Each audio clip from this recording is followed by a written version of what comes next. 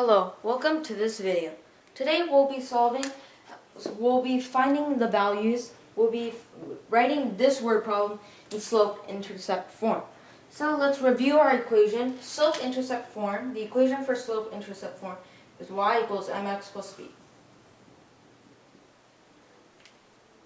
So we need to find the value of m, which is the slope, and b, which is the y-intercept.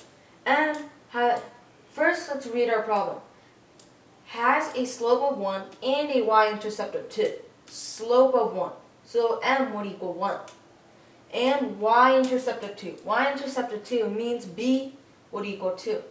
So we would plug this into our equation. So y equals 1x plus 2.